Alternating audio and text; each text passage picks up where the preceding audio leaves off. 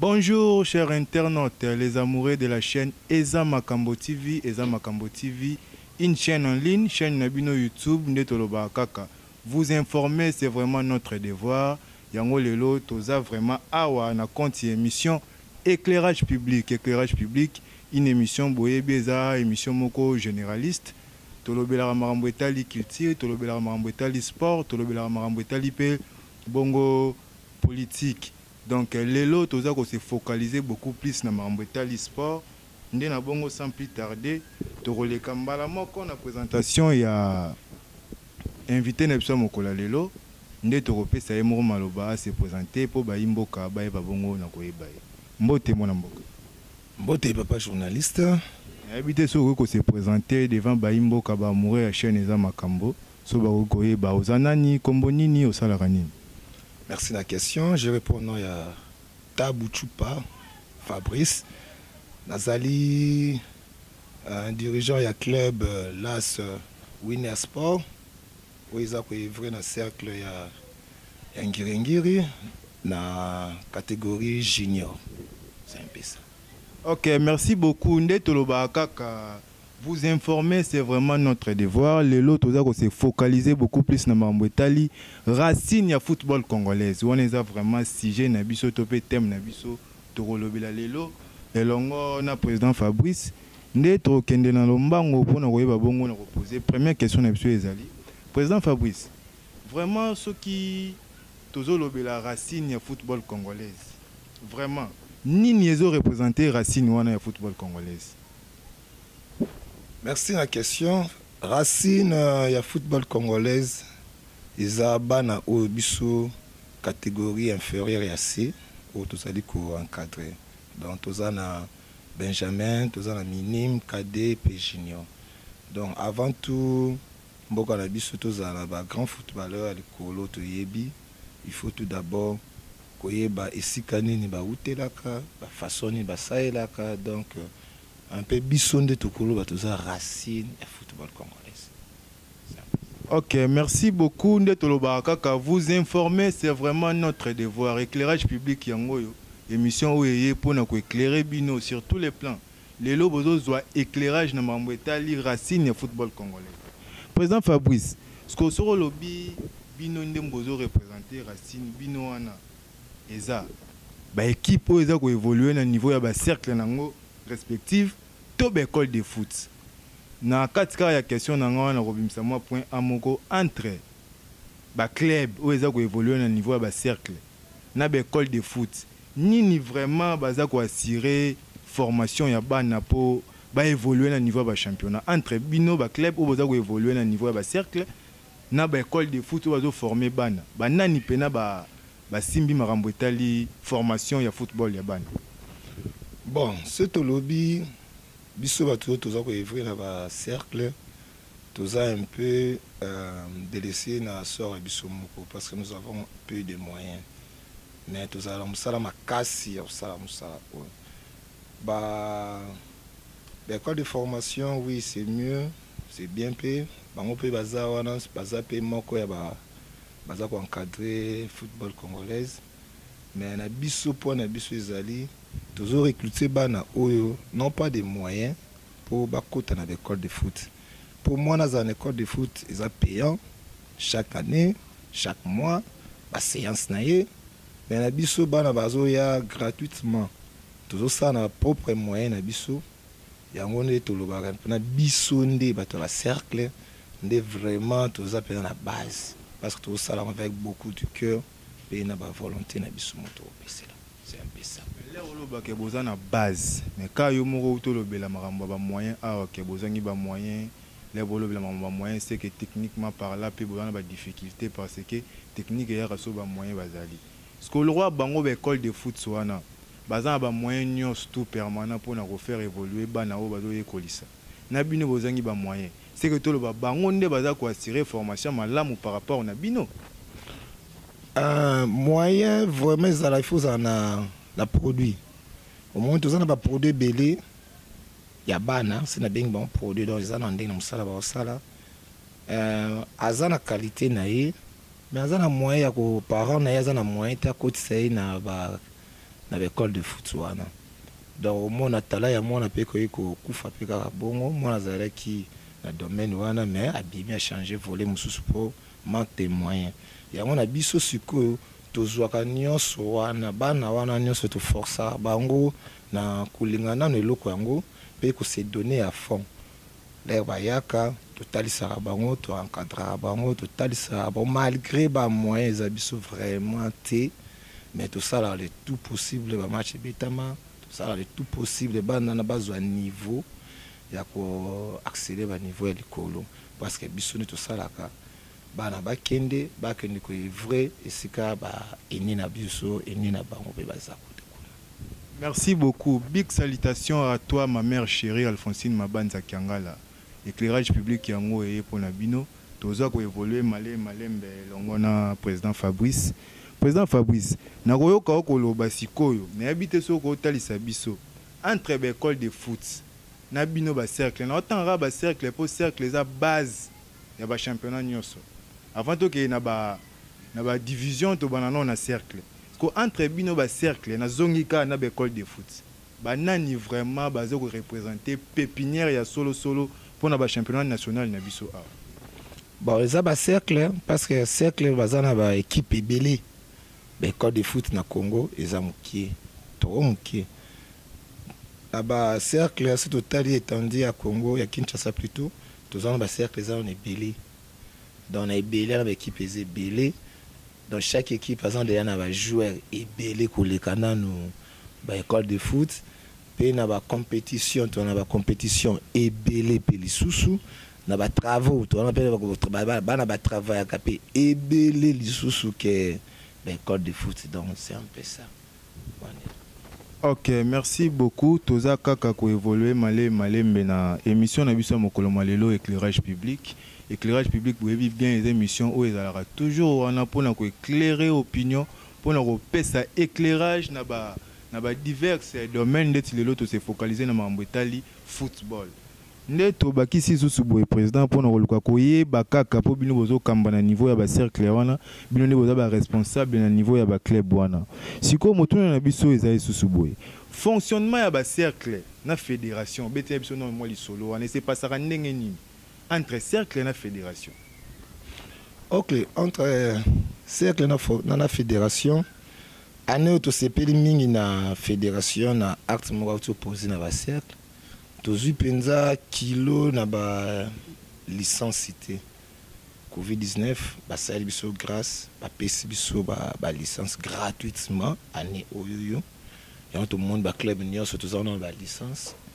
Donc ceux qui vraiment fédération azui penza ma kanisi ya kotala lisusu mingi ba cercle ezala bien parce que c'est tout à mieux ba équipe na biso minene nyonso ya Congo et utiza éliminer to longwe base na biso siko ezala que totala bana oyo ba roya ko remplacer c'est bozangi ba remplacer za passe fédération a chabiso maboko avant début à championnat to mona ki fédération après ça qui ba formation recyclage plutôt na ba entraîneur et là qu'on a des salamana noté na Congo donc ngamo pe nazala ki moko ya ba participer na nini na recyclage wana et salama na fédération donc et ça là vraiment bien na moni penza ki noté o tout salaka yango na ba former biso na yango kuna donc ce qui biloko wana fédération azui ba recyclage, ba formation,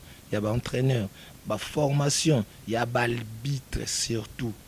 Et vous appelez les sous mieux makasi parce que bébé ba salango na ndenge kaka ya moneli, na ndenge kaka ki coaching na ndenge kaka zotalela asali. Or, il faut un entraîneur à longwa na coaching ya balabala ayeba eloko ni akopesa na mwana.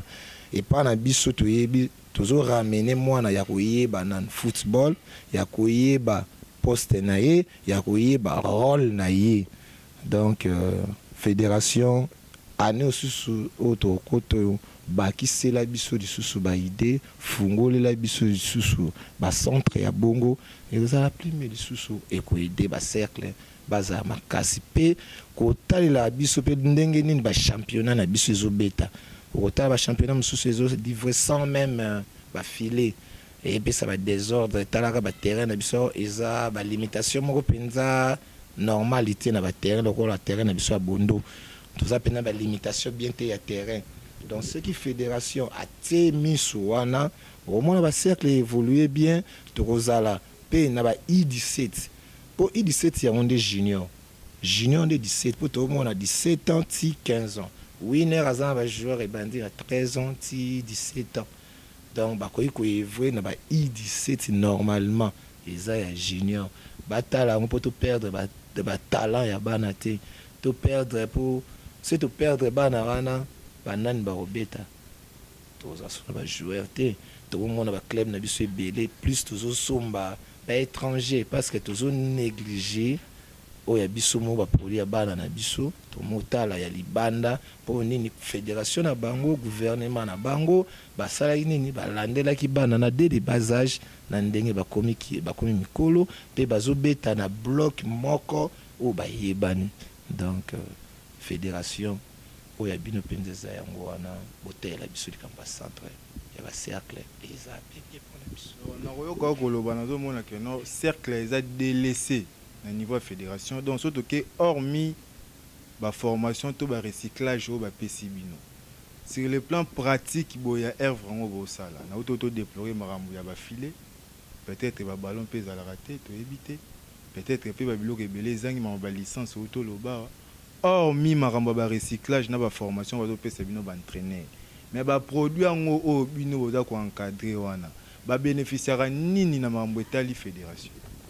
Bana non ba bénéficier non non bana non ça représentatif il y a club par exemple winner ils ont bénéficié nini la fédération donc na ba entraîneur à winner na kati na ba joueur une équipe technique à winner na kati ils bénéficiera nini na équipe administratif il y a cercle ya ngomoko ba bénéficiera nini na fédération pour ba organiser le Congo malamu.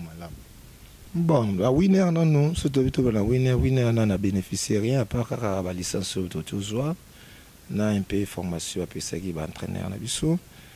Donc les restes on a attends c'est de à titre en 8 titres.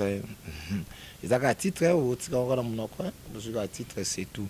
Donc on est un peu délaissé dans nyoso moni mutu ceux qui a eu moi encouragement. Il y a look au yazui premier monde pena qui noté qui premier les a boyer.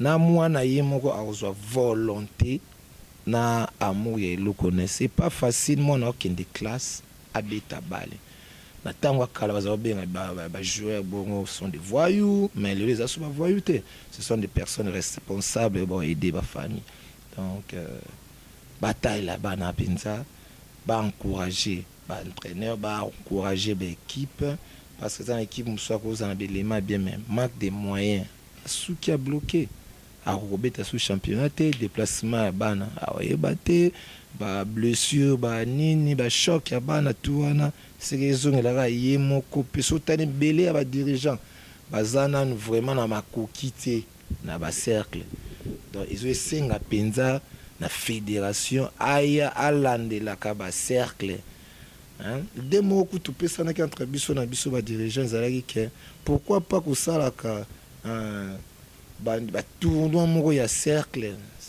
ngere cercle ya bumbu cercle ba beti ba match ya ba cercle to yebi ke no cercle ngere zui coupe wana aza premier ba ko organiser lisusu moi ba match ya premier ya cercle ya Kinshasa a beti na premier ya Bakongo pourquoi pas parce que ça même football baza ko vrai ozo mwana ya 30 au beti 17 non 30 et 17 ils abana au bazar 17 ans l'état qui est trop préparé bana na te ya ozo mona football na biso zo répondre malamu te ozo mkolo abeta na mona mkiake mona mkiaza na énergie makasi ana vitesse makasi azana makasi donc il faut tout chaka à la place qu'il faut l'homme qu'il faut a bungisela biso penda koto wana nde ba tala likolo batala penasi sende makambo kuna nde toyeba avenir na biso alobi tokobeta chan oyo koya ndengeni faut tout préparer on a si dans un peu on a quoi ça Ok, merci beaucoup. Balandi émission éclairage public. Donc, yesogi na bois qui était à Silika Mingi. La mérite, il y a Motema, il y a Papa Ricardo Zabizabi et Sikozali, Célestine Matuka, Landu, Mbote Nayo, Nebi, Kalamingite, Tozo Yamba. Bébé Gabriel, Tozo Yamba, Kalamingite, Tozo Zélève vraiment beaucoup de refondement. Président Fabrice, si quoi collaboration na Bino, na ba parents ya bana. Na be kolo bana bazo tanga et c'est pas ça nini pour tout moi na niveau ba cercle babi bozo bokola bakuluna bozo bokola bana moko boye donc ba décraté mental donc bana moko boye bazana ba problème bazo ça ba biloko moko boye ba stenza eza tranquillité et on to lito yeba collaboration na bino entre bino ba dirigeant ba club na ba parents ya bana na be école eska bana bazali kotanga et c'est pas ça nini. Ok, nous avons la question, c'est ça a été le na sipelate. Na biso winner base na biso zana no enseignement. En tout cas, coup de chapeau na chef de l'État pour l'année où penza na gratuité. Et bien là-bas na tozana bango, ozomona mwana za déjà na 17 ans, mais za na première secondaire. Tozana ba on a winner sport. Pour l'année manque de moyens ya parents. Parents soit kufaki vie na biso neto omeni on to bika mokonzi ça soit fort au côté la biso de l'écamba social biso na winner ceux qui moi nous apenda scolarisé té eza moi passe pour to lobaki penda gratuité zali moi na fois tanga na ba parents pour ngamo na za parents na winner na za na moko ya mwana nga za kuna abetaka eza facilité moi na kende classe pe ya beta bal eza très difficile. Pour un match, le match à l'obit au bêta. Ils ont un match à 8h, mais ça tout attend. Ils ont posé un problème dans l'entraîneur. Moi, c'est à ça, tu as des menés. Tu as moi à la poste. À Osala Nini, magie, et ça, à Osala. Et il y avait qui me soit des fêtes pour la Nini, le terrain. Ils ont un terrain à Moko. Mais tous en talaba match belé na entraînement pesaka wan. Donc et poser ce problème non ya temps ya bana ba beta nan bal. Ba par excusez ba para ya bana to solo na bango po ezana no bana na bango. Toza ko ndima biso ba équipe ba cercle ko yamba bana wana nyoso wana otobengi ba kuluna ba délaissé ba phaseur même. Pourquoi? Parce que eza pour ça na été akoma bongo vina ba possibilité de sengi bongo akoma or to pesa bango chance na ki footballeur na ye akoki pe ko koma lobby un mutu munene pe asunga pe na ba oyo ya ba ka oya utaki bazala désespéré mais to sula na ba parents dans match na bango ya pe ba parents ba ya ko assister à match ya bana na bango pour encourager moi naye parce que lobby c'est moi naye aza sélectionné na ba club minene na ba pays mususa minene za lokumu nanu ya libota naye après ya nation pour famille nanu ne sepela moi na ngai parents so ba sepela na moi ne se ka réussir ya on a tous na ba parents ba assistant na ba réunion to benga bango ba assistant biso na ba match pe ba soutenir ka moi naye na partie na ba moyen penza ya kokokisa ba norme nyonso te esengi pour moi na beta ba lokwa na winner toza na junior to moi na 75 joueurs ba zebele zwa non boutine ya bana zwa catch au basel à entraînement qui un peu beta la balle na zelo boutine panza na pamba il faut boutine abombi pa beta na compétition catch au kimi na mbangu na ndako sala na catch moko mwede na pare sala ede esa papa kaka ka catch bale ya ona kinde abetela akina ngo classe impossible donc to solo la kawana kotalisa komoni sape mo parent ke note football ezate ke no mwana ndenga za mkibo ngo yemema ena mabeno ngamoko mwana na ngamoko azawana abeta kawana donc ndenge na landelaka ye ndenge pe na landelaka ba ninga na enyoso bazali kuna. Ok, merci beaucoup président Fatozo Kobaka Malembe tina suka émission na biso nde motuna na biso susu eye eza vraiment question moko fondamentale lano ki au déplorer marambo ya ba insuffisance à ba terrain au niveau ya cercle autant que non cercle même chose na bondo parce qu'on a yeba subdivision to répartition ya ba cercle on est ça la par rapport ya ba comment dirais-je par rapport ya ba district to par rapport ya ba commune to par rapport ya ba quartier subdivision on a que au cercle la bondo au cercle la sosa au cercle la boye au cercle la boye et ça la mandene. Bon, on a une difficulté à terrain.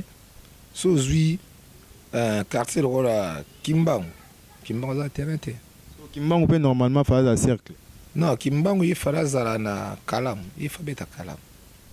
Biso awa ba o 5 biso ngirengire. Bumbu, Makala, Selemba. Tout ça. Mais Selemba dans le terrain. Bumbu pas dans le terrain eh. Mais si quoi ils ont là terrain na terrain, biso a terrain ya zéro. Makala ye aza na cimetière kuna aza na terrain moko lokola pavement wana ta se joueur ko ye moko osimbi moto mwana bata bukanta sen donc terrain nanu eza nanu lokola terrain ya ciment pena cimenté béton donc ozomona terrain makasi donc to apena ba problème wana makasi ko tala niveau ya ba club eza ebele ba match pe ba division ezobeta kaka na même terrain wana. Et pour ça, il y a un problème. Moi, je suis à 8 heures, mais il y a un temps. Mais il faut zéla. Bah, on a pas 6 entraînements. Aux zéla. Entraîner, plutôt arbitre avant d'akana. Kinkole, il faut y avoir arbitre koto. Parce qu'il y a un yebi, moussala, moussala, moussala, qui a ça désordre.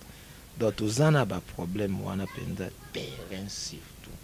Il fallait tourner la bise un terrain. Ok, merci beaucoup. Vous informez vraiment et en Wallande Moussa na biso to telemelara awa. Toto kende malé na suka émission na biso éclairage public. Nde motuna monsieur Bakami président fa. Ebi ke uzana toujours pour nous répondre biso. Tolito yeba lisusu hormis o nyosto tangi. Ba difficulté nini beaucoup tanara na yango na musala oyo ya ko encadrer bana oyo. Ba difficulté ni beaucoup tanara sur le plan financier. Donc sur tous les plans. Il y a besoin de gens qui ont des annonces financières pour nous diriger. Bana ebele, ça demande de l'argent. Pour nous lander la paix, ça demande toujours. Au moni, ils ont musala biso pour nous. Il faut avoir une passion nango. Pour un niveau na biso tozana na niveau ya ko mona ba milieu pour na banate. Nous sommes là, il y a qu'on ramener bana, couper ça au niveau, puis à kende ko passer qui professionnalisme naie na club amuneni. Bis tozara otali sa bana nzela, mais tozana ba problème, ba ballon, t'as un problème, il y a ba terrain même terrain entraînement. Terrain entraînement boya boye za ya ko wele là donc. Et ça là biso même pas si. Comment la bana ba yebele, mais pas plan. Au tabac corde, zate, au moins dans l'accessoire, et ça, tout ça, là, on a depuis où tout ça, yango. Donc, au bout par nos propres moyens, tout y est que notre lobby nzambe, au fond, là, mité, ma dirigeant, abisso, pas les arabes, bango. C'est bango, bazuma, misu, baloli, nous n'avons pas gouvernement, on a tous les bima, mon conseil sur le sport, il y a yende penza ya rotala non. Donc, les colos, tout l'ongwe, ou les deux continents, les colos, attendent non assez, après ça des moyens pénacés, à partir de ces wana, au moins assez à robim, ça va produire bien, ou tu peux remettre dans le coach, dans les colos, et maintenant, notre yebi en boka, donc, vous avez des travaux mingité à Rosala, il y a sa qualité technique, plan de génie, à Rosala, donc, au monde qui est au bêta, man, sans au bêta, au CP, au yamba, à la stade, au coupe, au zala, pour ça, au zamboko, au foot, au zangoté. Donc, c'est un peu ça. Une question de curiosité, président Fabrice. Encadrement au Yabana, ils ont pension pour Nayo, tout ils ont deal morobo au salaire pour un jour pour bénéficier de quelque chose. Na bande lissus. Encadrement au Yabana, ils ont pension pour Nayo, tout ça là comme deal, comme commerce, comme activité morobo pour bénéficier de quelque chose en retour. Bon, au monde loco sur ça les locaux.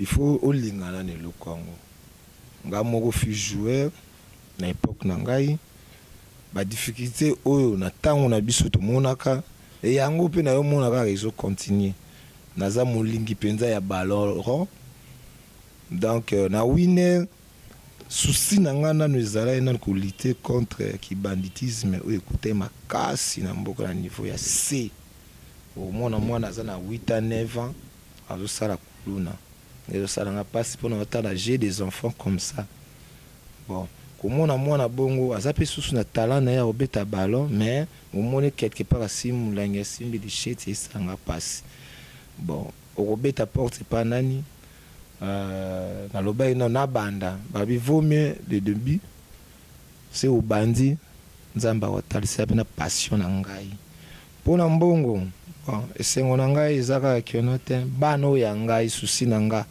ezaka kenote winner na monaka moko ya winner a évolué à côté à niveau international à côté à niveau il y a équipe nationale na ba grand club ya équipe où tous anango ya RDC même na monde notamment na passaki na école na ngai a passaki na mabuku na ngai eza même fierté ya cercle na biso eza fierté ya libota ya mwana ya ngamo pe toute une nation to c'est pas mwana bon. Ok, merci beaucoup. Ndetoloba kaka vous informer, c'est vraiment notre devoir. Yango tozo sala ramukolo nyoso to kenda kokundola pona yo talisa bino na pole. Ndetozo poussa na biso malembe na émission na biso. Président Fabrice, après avoir encadré mwana a bénéficié na ba potentialité nyoso we singa kaza nango akomi kali. Procédure ni landara wana. Ok, dans le niveau nabiso, ce qui est moi notre moni a accéléré comme bon. Total ça va que notre musala na yo ozo sala entraînement na yo ozo kotisa. Yangonde ezala vraiment produit fruit oyo o mérité. Moni moi na niveau nabiso to cause la ba milieu ya banate. Nous on est là à former et à donner de pasaka. Dans le niveau de c'est moi, l'équipe a monier, à solliciter, à kende, à accéder à niveau supérieur. Et ça mieux pour nous, c'est on a surtout que notre junior, moi on a bengi dans l'équipe, ils sont en première division, moi on a qui Pefkid, moi on a qui na Baranger, Vita, Imana. Donc et ça la biso bien parce que baza doué. Bana baza na bango doué, izaka que notre chance naie et moni samanaye ya bango et moni samara na terrain na ba championnat na bango. Donc il faut ba beta championnat pour na ba grand club wala ba luka ba sélectionner ba luka ba jeune joueur ba luka ba jeune talentueux alors yande ko découvrir talent ya mwana na match. Et ça bango difficile ba na ba entraînement pour entraînement ça on passe biso ça na ba match livré ndé ba mona joueur ndé ba senga joueur accéléré. Mais niveau de la junior, 3e, 2e, matati, l'année bâti sur 4e division botami. Donc il y a 4e, 3e, 2e, 1er tour côté Pefkin. C'est un peu ça. Donc, ok, merci beaucoup. Parlons maintenant de Winner Sport. Winner Sport, Libanga na Ngeringi. Ngamo na utego assisté dernièrement à un match na bango. Nazo fongola caméra boye bandeko balandi bien koti. Nazaki vraiment étonné. Président Fa, depuis Winner Sport et Salami, ça a déjà combien de temps? Winner Sport, dans la deuxième année, tu as la première année na biso na junior. Malgré Covid-19 et Betsy biso kaka aller à Pamba, ba championnat Katanaki. Nandeng pe balbaira nande katamaki na otalaka nde ezalaki tozala deuxième lelo yo tozala deuxième année na biso fait to passer na biso mais tolinga pena winner pena cercle a confirmé les apena souci danga linga te na accéléré kaka pour na sentiment te année oyo to bandaki winner aza susu premier na minute oyo pour match à lobby to taki qu'on gagné Cuba à 3-0. Donc, et puis si ce sous-gour à virage, n'a primé la différence à 1 point. Je suis contre comme 24, il y a 22. Donc c'est un peu ça, biso tozawana libanga pena nde kaka libanga yo moko tozana témoin ya koloba yo nous a ki no moni.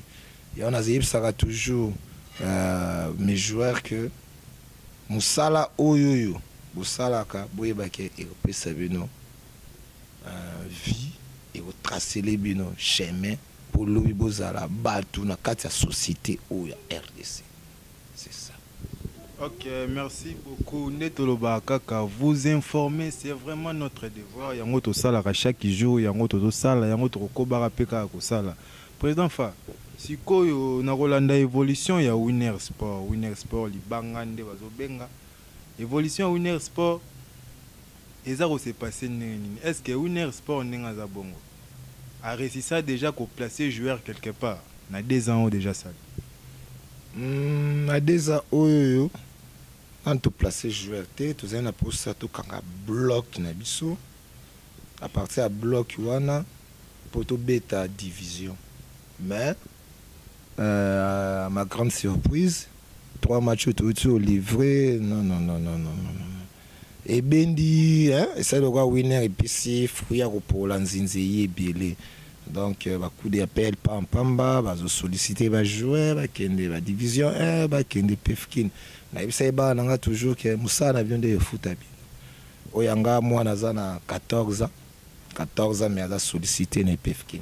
Donc c'est un peu ça omoni balé eza linga yango nan mais pesa nango oya soit résultat souffrance oui mais lobby nango simba winner vraiment libanga winner aigle bana nyos baza ko evre na winner même ba o bazoya parce qu'il y a des ces bazoya ko kolisa collision na ye ya système o winner abeta pour winner abeta ka mi balé abeta mi sa tout mi balé 2 touches nde ba mo benga 2 touches à longwe toi ba bon technicien toi bon passeur ba bon accès bon gardien donc winner na éviter hein oh nous soit chaque na terrain au Zara toujours au CP. Babi Winner Sport, bazo comprendre binoté, bo gagnera na ba score à 3-0. Nganga na bino na za makasi. Nganga na biso, c'est l'éternel de tous, l'éternel notre Dieu. Ya solo. Babi na ba seconde. Babi a seconde. Au kuta lobeza qui a 30 secondes, pas même 1 minute, 30 secondes pour livrer mamona ou. Donc ces caméras où il y a qui je lobby donc on attend à fungola té ouais jaune fungola qui mon bien 1 minute où il y a lobby qui à la seconde parce que 3 billets à l'espace il y a 15 minutes peut tout permis ba bongo pour notre ça bango qui notre qualité où il y a winner eza na effort au bana bazako fournir na coach Lutete Konde sika ozali félicitations à toi mon coach. Donc c'est un peu ça. Donc bana bazo travailler pour bayebi que ça vie na yi total ça moi c'est eza vie na yo lobby yango nde esala yo mutu là ozo tanga classe et puis sur intelligence pour lobby coach ouais ko pesa na ba langue différent o yo vrai o bita na Angleterre so tanga ki anglais wate o na France o yo lo ba français te o yo ka lingala kuna te et ça là au passe donc yango total ça bana tanga beta ba les parents aider Abeta, on ne s'est jamais vu à moi, et ça là est bien au lieu de délaisser moi na yé moi mi tambu ça à quoi écoute la mauvaise fréquentation et ça là peut moi na des boules na vie na quoi. To yepea to kutio na moi quelques athlètes awa. Ba za pia na minyo lobate. Ba ya ba pesa ka moi public na bango mbote. Pesa moi public na bango mbote ça moi bien. Ba mon avait bango. Ba star ya Winner Sport libanga. Donc batu oyo ba cha ba bina ba seconde oyo eza moins échantillon hein eza moins échantillon na bango bo zo pena temps romo na bango na ba entraînement na bango éclairage public et Andrekita équipe éclairage public ya Andrekita po boye ba romo na bana oyo bazo pesa bilengi na niveau ya cercle ya Bondo hein donc ndé sans plus tarder namoni na ngambu nanga ba jogo mbote ndeko journaliste. OK merci beaucoup ko pesa biso kombo na kombo nanga Kusunga Madiabanza Remedy naza gardien de but na Winner Sport. OK merci beaucoup mbote pas journaliste. Repese biso kombo na je réponds au nom de Boli Matabou en français de Ozolo ba malembe boinde Boli Matabou français les 10 de Winner Sport. OK merci beaucoup. ya solo wana. Ok. 24 Oyoyo. Dans on a 13 ans. Titulaire, à poste à 10, bien que diable, na Bundo, meilleur joueur l'année passée, et la minute meilleur joueur les sous. Ok, merci beaucoup. Badjogo nangai. Sikoyo mutuna mo ebotami awa. Secret na bino ezani ni po bochara ba bi na ba seconde na ba minute. To bena na ko. Participer à magato zo yamba. Bon, to senga merci et pas Nzambe ndi aza mettre à temps pe circonstance. Ba bi bino wa bata ba pentacle. Poté. Ti biso les seuls qui sont zali prière.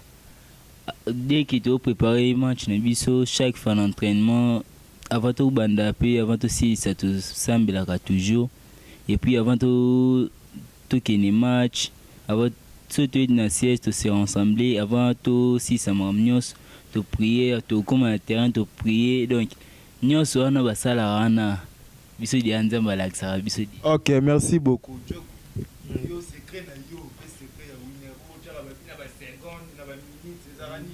Nga secret na ngeza kaka na entraînement, na travail dur pour yango pe futanga na match. Ok, merci beaucoup. Lilobani bolo basiko na ba supporter na bino ya Ngirengi, na ba supporter na bino ya ville province ya Kinshasa, na ba supporter na bino ya district ya Funa. Ah ba Holanda bino monde entier. Ou internet. Donc maloba na bino ko ezani. Merci. To bayaka ko supporter bino à chaque match, à chaque organisation na bino ba bayaka ba mourir na bino. Bon, ngam maloba na ngezali kaka. Bandeko ba fan nyonso, fan numéro 1 na nga na pesi mbote pa ya papa na nga Marai, isika azali na maman Chantal. Bandeko na nga nyonso oyo batika nga te bayaka na match, to pesi bango vraiment mbote belé. Sans oublier notre président, notre coach de TT Place Azali. Bambo TP, merci à trop.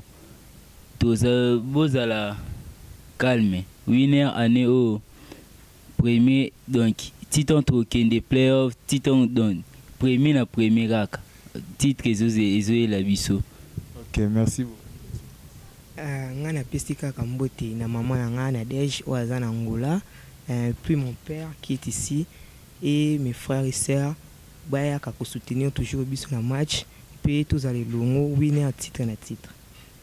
Ok, merci beaucoup. Kaka, vous informer vraiment, c'est notre devoir. Yango tozo sala, yango toko salaka, yango toko salaka, salaka, yango peto salaka kaka. Président Fatou, pour cette émission malé, mais vraiment na souka émission na biso. Na habité na manson oyo lobami awa. Lilobano ya souka. So tobi lilobano ya souka. So tobi lilobano ya souka, lem so to ngato limité yo. Parole nini oyo roloba na souka émission oyo. Pour na ba kondipe à fédération ba Roland émission pour avoir suivi ba kondipe à sport ba Roland émission ba kondi dona lo baba bien fait terre ba tamité mamalamu o balinga komona ba œuvre ya malamu pour ba soutenir yango ba Rolanda message nous ko lancer pour na bango par rapport premièrement à cercle, deuxièmement par rapport à tout cas ndeka olobi c'est de maloba souka ezanga mwa pasi po maloba eza ebele ya oloba na bikeza émission ya liboso te tozala émission ebele tokosala na remercie nanu tata Nzambe oyo asaliki elelo tokutana na bavictoire oyo tozozwa eza grâce na ye malgré nyonso ezolikana mais toyebi ke ekosimba winner aza toujours likolo na osenga kaka na badirigant na biso batala mpenza oyo ezali racine de l'obika monsieur Zaya Racine des cercle et assister biso à accompagner biso na ba championnat et atteindre la biso ba moyenne ni oyo tozanango atteindre la biso ba difficulté wana biso moko to kokate na bato pe balinga foot bato oyo pe amoni ke non ten foya à soutenir Simba winner la porte est ouverte toya to fumwa mais la deuxième année à winner mais titre na titre année passée deuxième année au toit de premier to OK non tina suka donc to fungo les portes na ba joueur o nyo soit déjà libre ba o nanu akota salate azana no neya bisu duka bene luka za neya aye azo formation pas lutter te konde parce que musala na yango wana bandang déjà na bas âge ti ndenga ko mukolo donc ngi mo meyebi na ba dirigeant so cercle salutation à bino maman Fidelina papa na biso Lixik na biso za c'est qui donc président na biso donc balemba malgré déjà passi pour na bango na biso toyeba passe wana bon monaka babaloza te bafile ya passi donc arbitrage donc banio comment biso moto monde ko ba edikeme na bango donc on est là nous sommes actionnaires tous wana ba joueurs bazana ba olemba te ba mona ki ba match malgré ba mbula malgré ba tempéri mais ba équipe eza koya on est là winner toujours likolo winner aigle donc titre année où eza winner playoff ba la mai bobonga mais au winner ndenga yi très en marche au tchelo kolo a nzenga aniatiaki. Ok, merci beaucoup. Balobi winner ndenga ye wana très en marche au tchelo kolo nzenga yo mo royeba. Donc to poussani malembe déjà to komi ku ndena suka émission na biso éclairage public en tout cas nazaki na sengo mingi ngai Ricardo Zabizabi ya représenter les bino émission oyo pe sengo eza na ngambu na ngama kasi ya royeba na koyamba lisusu président ya Winner Sport salinga sentiment makasi accompagné na quelques athlètes na en tout cas to poussani biso malembe na suka émission na biso éclairage public. Oyo mokolo malelo tolobelaki beaucoup plus racine ya football congolais. Donc tolobelaki musisa. Donc pour football bo molula ba trésor pour tout na ba niveau ba koma nango. Pour bo molula ba o news tout boyebi wana ba niveau ba koma na bango ba utarande lo ba ndeko oyo. Donc encadrement na bango ezaka assuré pas bata ba jar lo ba président fa. Donc bazo mériter pe soutien na bino. Fédération tobeli bino bota la rapé cercle pour ba joueur au bino boroma rolela ba joueur au bino boroma rolandela base na bango ezaka na niveau ba cercle bo ça l'effort bo ba rapé misu na bino na niveau ya ba cercle nde bongo na pesi mbote vraiment na l'honorable Zabizabi Faustin Vunzi mon père na pesi susu mbote na maman na Alphonsine Mabanza Kiangala pour mbote lisusu na yo na la mérite ya motema ya Ricardo Zabizabi Célestine Landu Matuka nayebi ka mingi te tozozwa bébé Gabriel tozozela maboko ya kofungama en tout cas tokomi biso na suka émission na biso nde tomonani lisusu na prochain numéro ciao.